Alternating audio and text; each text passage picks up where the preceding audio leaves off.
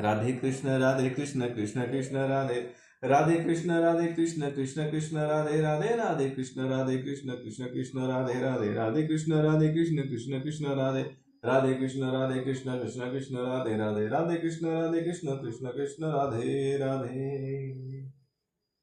श्री गणेशाय नमः। श्री सरस्वती नमः। श्री सांब सदा शिवाय नमः। पिछले भाग में हमने पुरंजन को स्त्री योनि की प्राप्ति और अविज्ञात के उपदेश से उसका मुक्त होना यह कथा सुनी। इस भाग में हम पुरंजन पाख्यान का तात्पर्य यह कथा अपने हरि उद्योग इस चैनल के माध्यम से सुन रहे हैं। तो आइए कथा में प्रवेश करते हैं। वासुदेव सुतं देवं कंस चाणूरमर्दनम्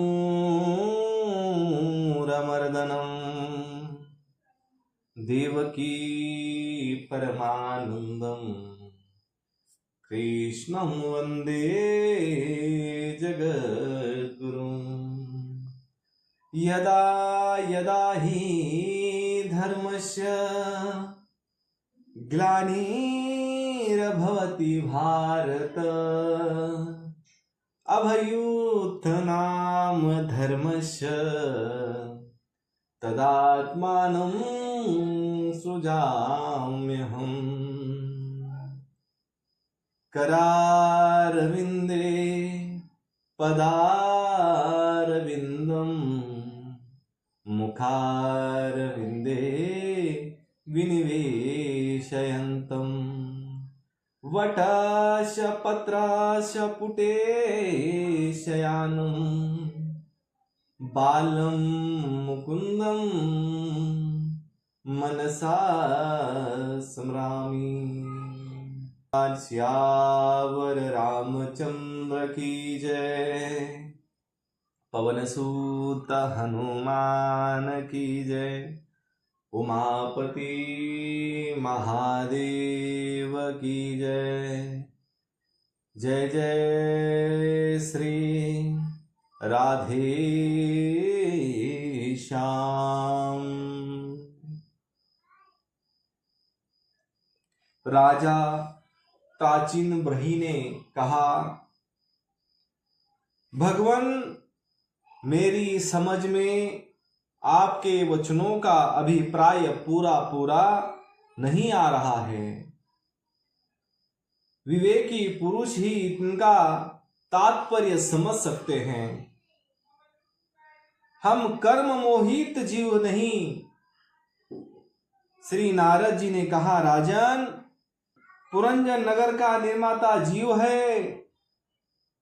इस प्रकार जब हंस ईश्वर ने उसे सावधान किया तब वह मानस सरोवर का हंस जीव अपने स्वरूप में स्थित हो गया और उसे अनेक मित्र के विचोह से भूला हुआ आत्मज्ञान प्राचीन ब्रही, मैंने तुम्हें परोक्ष रूप से यह अज्ञात आत्मज्ञान का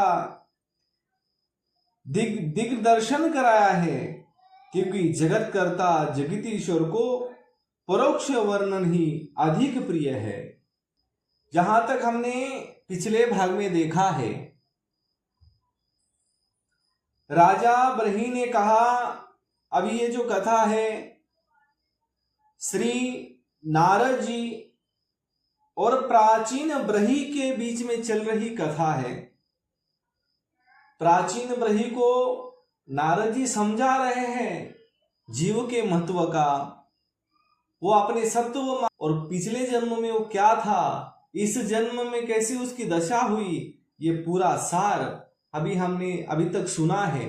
अभी राजा प्राचीन ब्रही ने कहा, भगवान मेरी समझ में आपके वचनों का अभिप्राय पूरा नहीं आ रहा है। विवेकी पुरुष ही इनका तात्पर्य समझ सकते हैं।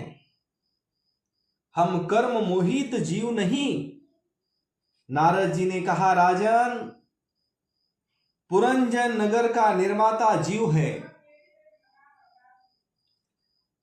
जो अपने लिए 1, 2, 3, 4 अथवा बहुत पैरों वाला या बिना पैरों का शरीर रूप पूर्व तैयार कर लेता है।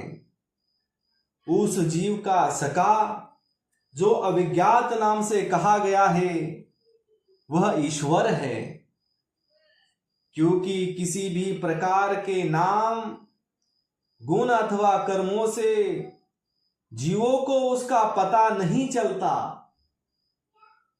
जीव ने जब सुख दुख रूप सभी प्राकृत विषयों को भोगने की इच्छा की, तब उसने दूसरे शरीर की अपेक्षा 9 द्वारा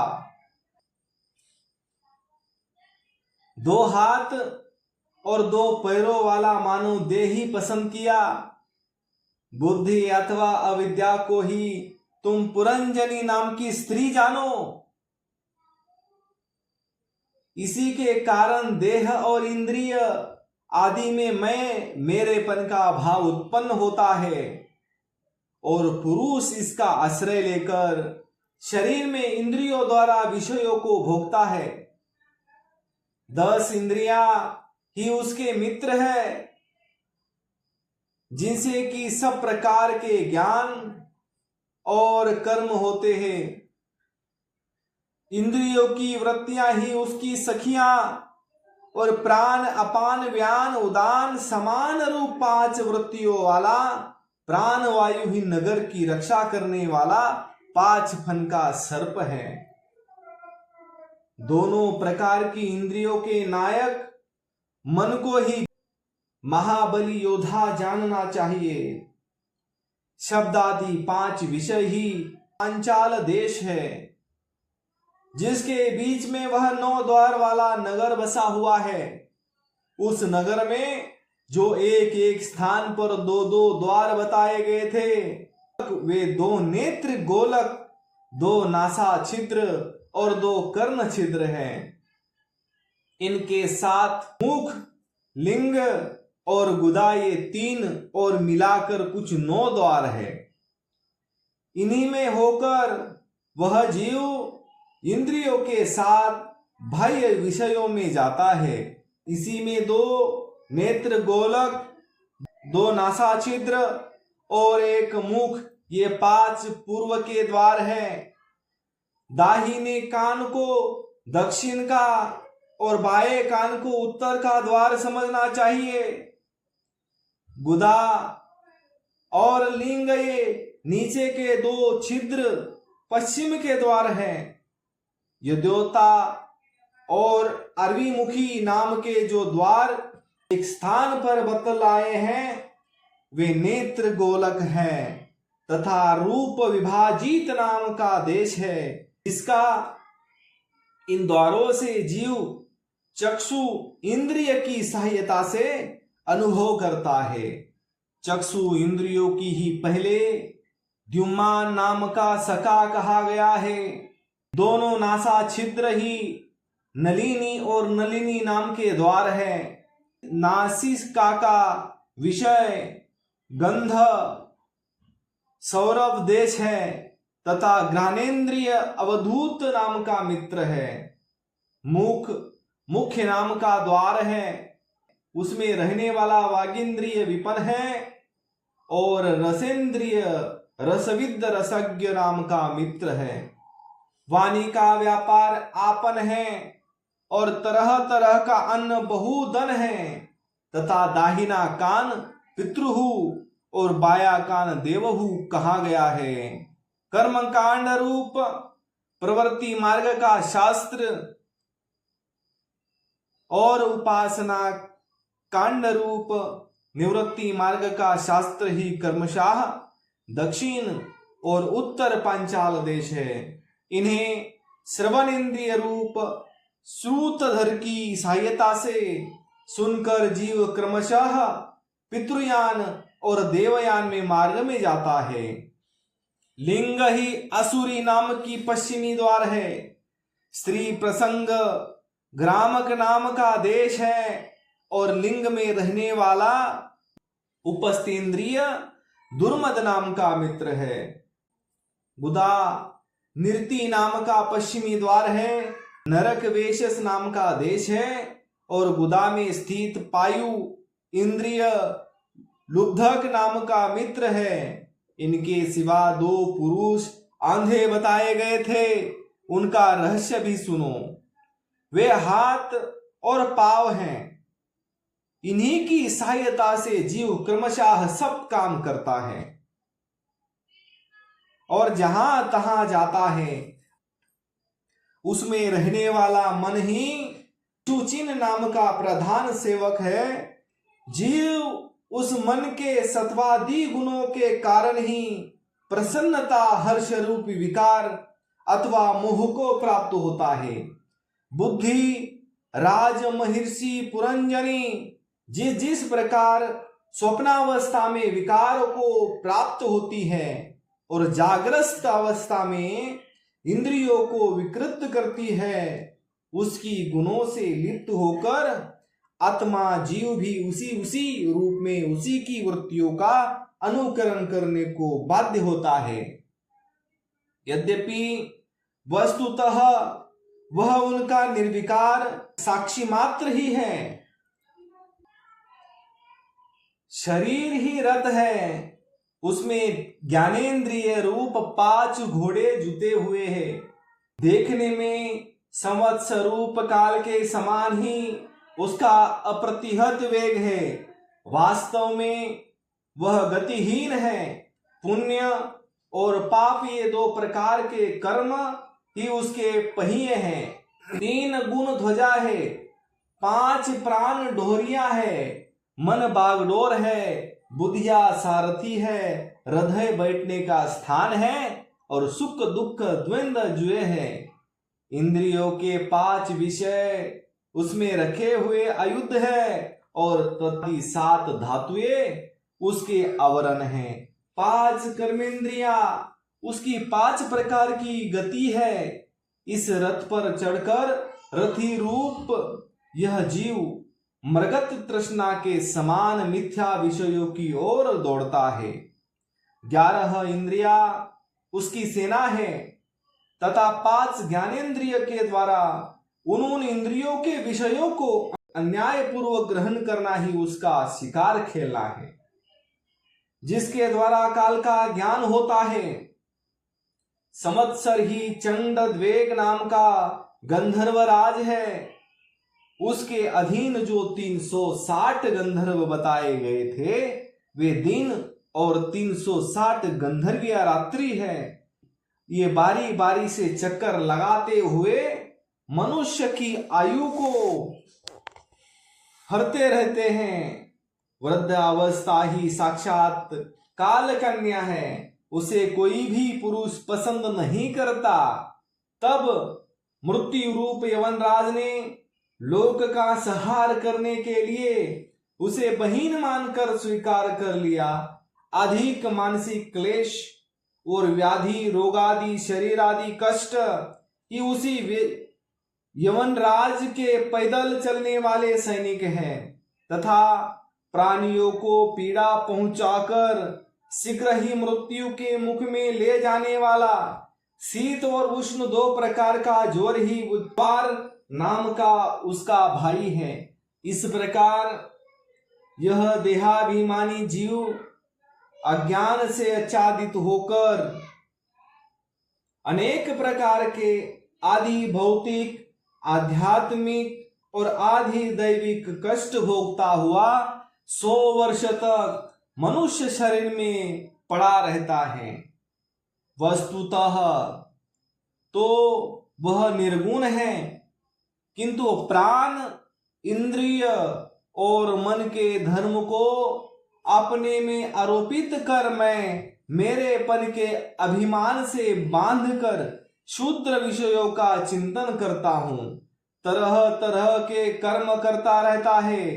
यह यद्यपि स्वयं प्रकाश है, तथापि जब जब तक सबके परम गुरु आत्म स्वरूप श्री भगवान के स्वरूप को नहीं जानता, तब तक प्रकृति के गुणों में ही बंधा रहता है।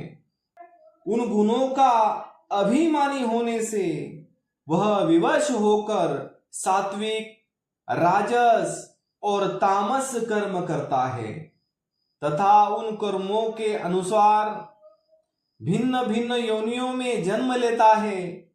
वह कभी तो सात्विक कर्मों के द्वारा प्रकाश बहुल स्वर्ग आदि लोक प्राप्त करता है, कभी राजसी कर्मों के द्वारा दुखमय रजोगुनी लोकों में जाता है, जहां उसे तरह तरह के कर्मों का क्लेश उठाना पड़ता है, और कभी तमोगुनी कर्मों के द्वारा शोक बहुल तमोमयी योनियों में जन्म लेना होता है।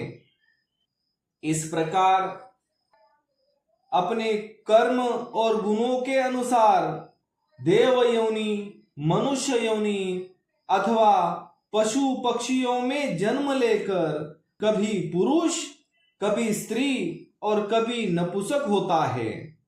जिस प्रकार बेचारा भूख से व्याकुल कुत्ता दर दर भटकता हुआ अपने प्रारब्धानुसार कहीं डंडा खाता है और कहीं भात खाता है, उसी प्रकार यह जीव चित्त में नाना प्रकार की वासना को लेकर ऊंचे नीचे मार्ग से ऊपर नीचे अथवा मध्य के लोकों में भटकता हुआ अपने कर्मानुसार सुख दुख भोगता रहता है।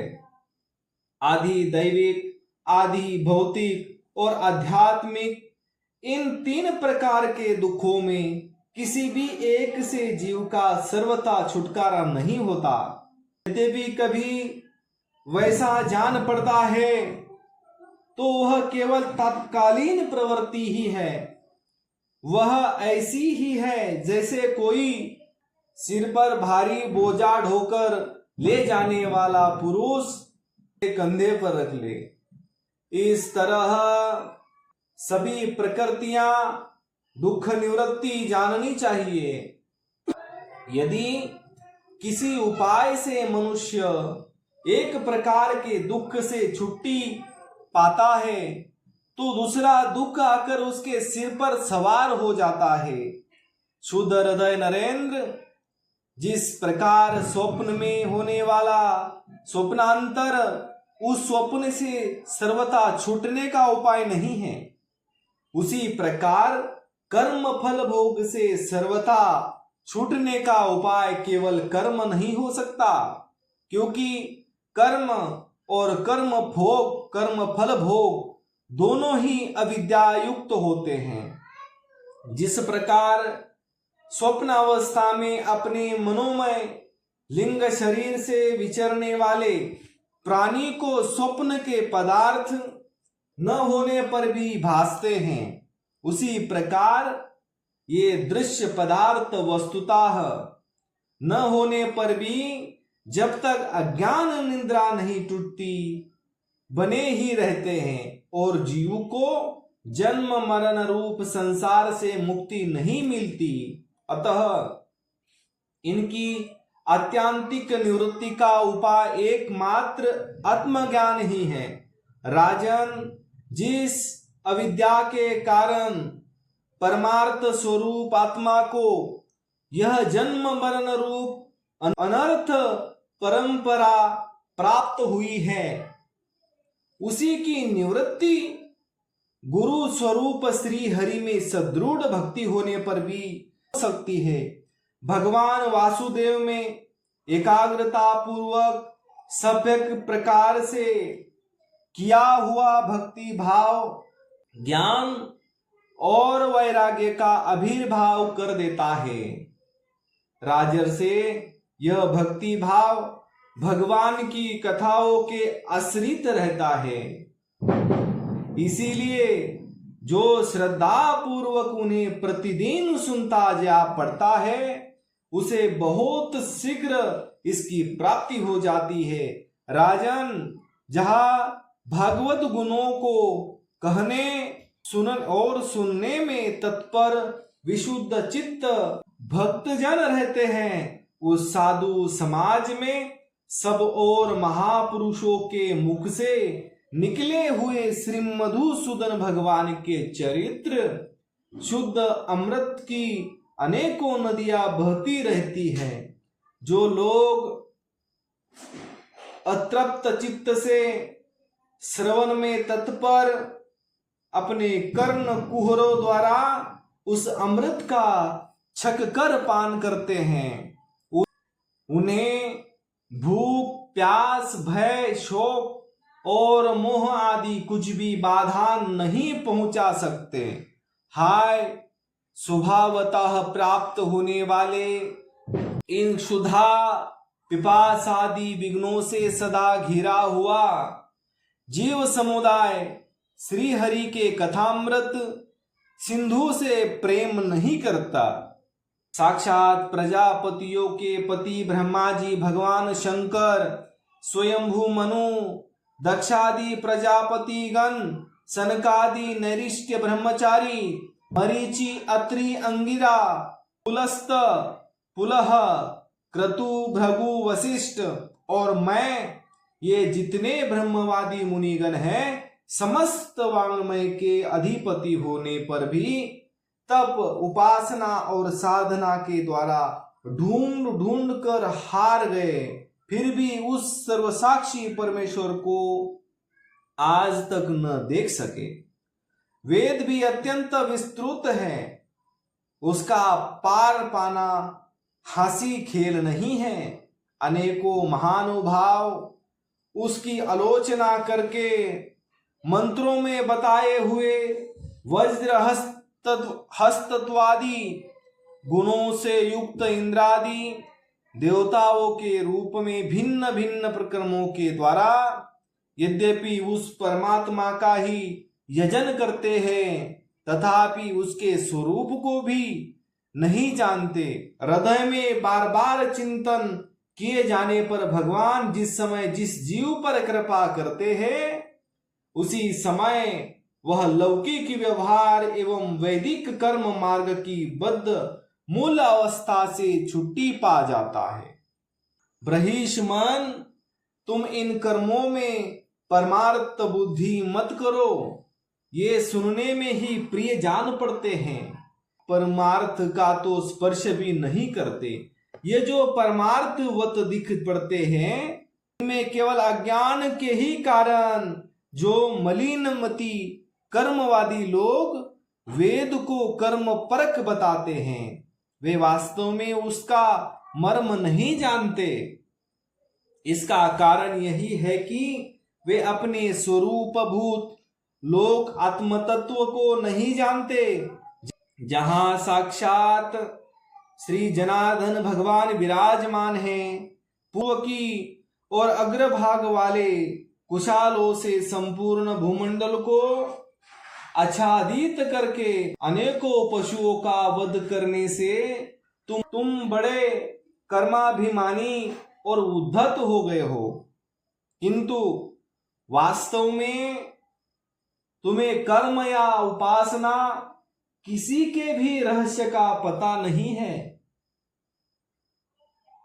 वास्तव में कर्म तो वही है जिससे श्री हरि को प्रसन्न किया जा सके, और विद्या भी वही है जिससे भगवान में चित्त लगे। श्री हरि संपूर्ण देह धारियों की आत्मा, नियामक और स्वतंत्र कारण है। अतः उनके चरण तल ही मनुष्यों के एकमात्र आश्रय हैं, और उन्हीं से संसार में सबका कल्याण हो सकता है। जिससे किसी को अनुमात्र भी भय नहीं होता, वही उसका प्रियतम आत्मा है। ऐसा जो पुरुष जानता है वही ज्ञानी है, और जो ज्ञानी है वही गुरु एवं साक्षात श्री हरि है। श्री नारद जी कहते हैं, पुरुष श्रेष्ठ, यहां तक जो कुछ कहा गया है उसे तुम्हारे प्रश्न का उत्तर हो गया। अब मैं एक भली भांति निश्चित किया हुआ गुप्त साधन बताता हूं, ध्यान देकर सुनो। पुष्प वाटिका में अपनी हरिणी के साथ विहार करता हुआ एक हरिण मस्त घूम रहा था। वह दूब आदि छोटे छोटे अंकुरों को चर रहा है। उसके सामने ही दूसरे जीवों को मारकर अपना पेट पालने वाले भेड़िए ताक लगाए खड़े हैं और पीछे से शिकारी व्याध ने भीदने के लिए उस पर बाण छोड़ दिया है। परंतु हरिण इतना बेशुद्ध है कि उसे इसका कुछ भी पता नहीं है। एक बार इस हरिण की दशा पर विचार करो राजन।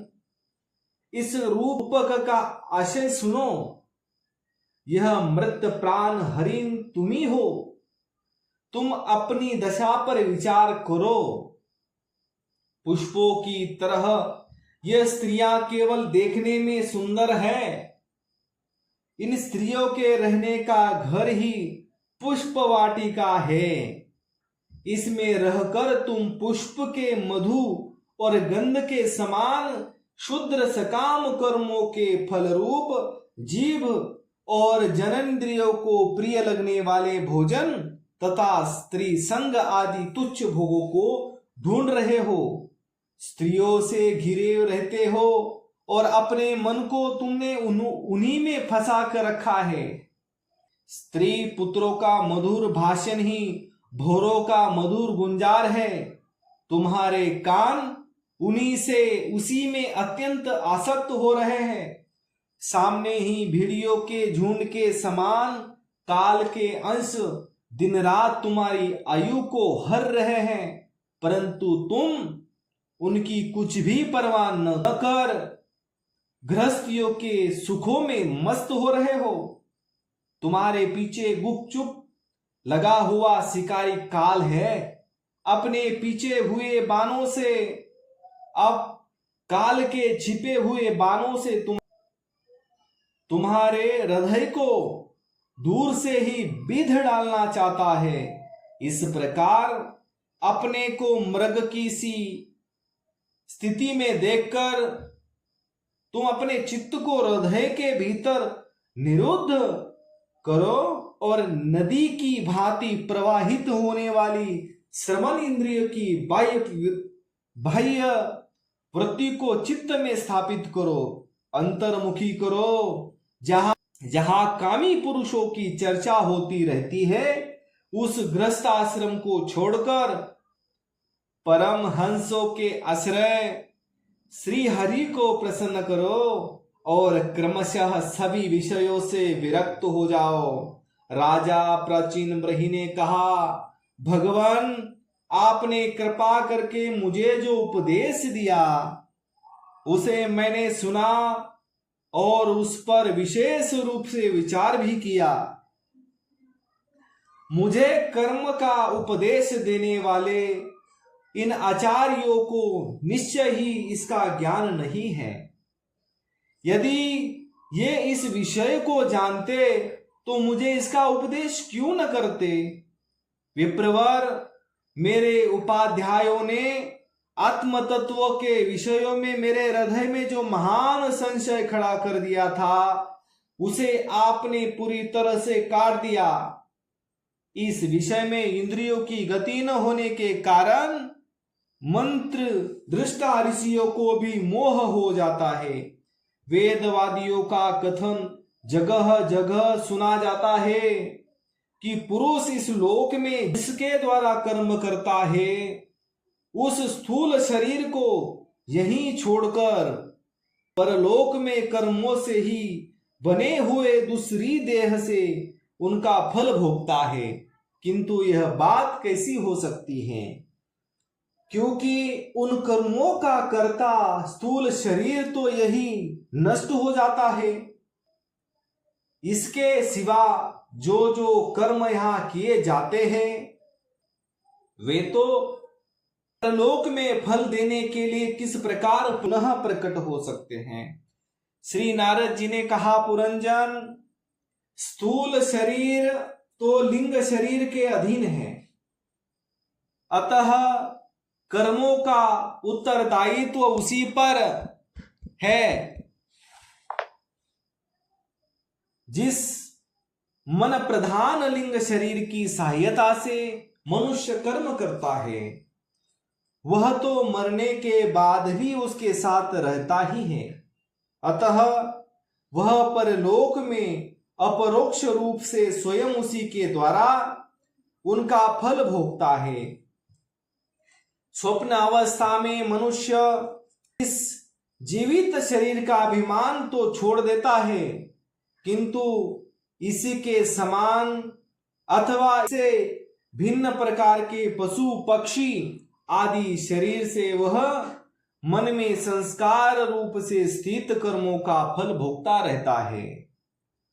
इस मन के द्वारा जिन स्त्री पुत्रों को ये मेरे हैं और देहादि को यह मैं हूं ऐसा कहकर मानता है, उसके किए हुए पाप पुण्यादि रूप कर्मों को भी यह अपने ऊपर ले लेता है और उनके कारण से व्यर्थ ही फिर जन्म लेना पड़ता है। जिस प्रकार ज्ञानेंद्रिय और कर्मेंद्रिय दोनों की चेष्टाओं से उनके प्रेरक चित्त का अनुमान किया जाता है, उसी प्रकार चित्त की भिन्न भिन्न प्रकार की वृत्तियों से पूर्व जन्म के कर्मों का भी अनुमान होता है। अतः कर्म अदृष्ट रूप से फल देने के लिए कालांतर में मौजूद रहते हैं। कभी कभी देखा जाता है कि जिस वस्तु का इस शरीर से कभी अनुभव नहीं किया, जिसे न कभी देखा न सुना ही, उसका स्वप्न में वह जैसी होती है वैसा ही अनुभव होता जाता है। राजन, तुम निश्चय मानो कि लिंग देह के अभिमानी जीव को उसका अनुभव पूर्व जन्म में हो चुका है, क्योंकि जो वस्तु पहले अनुभव की हुई नहीं होती उसकी मन में वासना भी नहीं हो सकती। राजन, तुम्हारा कल्याण हो। मन ही मनुष्य के पूर्व रूपों को तथा भावी शरीरादि को भी बता देता है, और जिनका भाव जन्म होने वाला नहीं होता, उन तत्ववेत्ताओं की वे विदेह मुक्ति का पता भी उनके मन से ही लग जाता है। कभी कभी स्वप्न में देश काल अथवा क्रिया संबंधी ऐसे बातें भी देखी जाती है जो पहले कभी देखी या सुनी नहीं गई, जैसे पर्वत के चोटी पर समुद्र, दिन में तारे अथवा अपना सिर कटा दिखाई देना इत्यादि। इनके दिखने में निद्रा दोष को ही कारण मानना चाहिए। मन के सामने इंद्रियों से अनुभव होने योग्य पदार्थ और भोग रूप में बार बार आते हैं और भोग समाप्त होने पर चले जाते हैं। ऐसा कोई पदार्थ नहीं आता जिसका अनुभव ही न हो सके। इसका कारण यही है कि सब जीव मन सहित है। साधारणतया तो सब पदार्थों का कर्मशः ही भान होता है। यदि किसी समय भगवान चिंतन में लगा हुआ मन विशुद्ध सत्व में स्थित हो जाए तो उसमें भगवान का संसर्ग होने से एक साथ समस्त विश्व का भी भान हो सकता है। जैसे राहु दृष्टि का विषय न होने पर भी प्रकाशात्मक चंद्रमा के संसर्ग से दिखने लगता है। राजन, जब तक गुणों का परिणाम एवं बुद्धि, मन, इंद्रिय और शब्दादि विषया का संगात यह अनादि लिंग देह बना हुआ है, तब तक जीव के अंदर स्थूल देह के प्रति मैं मेरा इस भाव का अभाव नहीं हो सकता। सुसुप्ति, मूर्छा, अत्यंत दुख तथा मृत्यु और तीव्र ज्वर आदि के समय भी इंद्रियों की व्याकुलता के कारण मैं और मेरेपन की स्पष्ट प्रतीति ही नहीं होती, किंतु उन समय भी उनका अभिमान तो बना ही रहता है। जिस प्रकार अमावस्या की रात्रि में चंद्रमा रहते हुए भी दिखाई नहीं देता, उसी प्रकार युवा अवस्था में स्पष्ट प्रतीत होने वाला यह एकादश इंद्रिया विशिष्ट लिंग शरीर गर्भ अवस्था और में रहते हुए भी इंद्रियों का पूर्ण विकास न होने के कारण प्रतीत नहीं होता। जिस प्रकार स्वप्न में किसी वस्तु का अस्तित्व न होने पर भी जागे बिना स्वप्न जनित अनर्थ की निवृत्ति नहीं होती, उसी प्रकार सांसारिक वस्तुएं यद्यपि असत है तो भी अविद्यावश जीव उनका चिंतन करता रहता है, इसीलिए उनका जन्म मरण रूप संसार से छुटकारा नहीं हो पाता। इस प्रकार पंच तन्मात्राओं से बना हुआ तथा 16 तत्वों के रूपों में विकसित यह त्रिगुणमय लिंग शरीर है। यही चेतना शक्ति से युक्त होकर जीव कहा जाता है। इसी के द्वारा पुरुष भिन्न भिन्न देहों को ग्रहण करता और त्यागता है तथा इसी से उसे हर्ष, शोक, भय, दुख और सुख आदि का अनुभव होता है। जिस प्रकार जोक जब तक दूसरे तृणों को नहीं पकड़ लेती तब तक पहले को नहीं छोड़ती, उसी प्रकार जीव मरण काल उपस्थित होने पर भी जब तक देहारंभ कर्मों की समाप्ति होने पर दूसरा जीव प्राप्त नहीं कर लेता तब तक पहले शरीर को अभिमानी को नहीं छोड़ता। राजन, यह मन प्रधान लिंग शरीर ही जीव को जन्मादि का कारण है।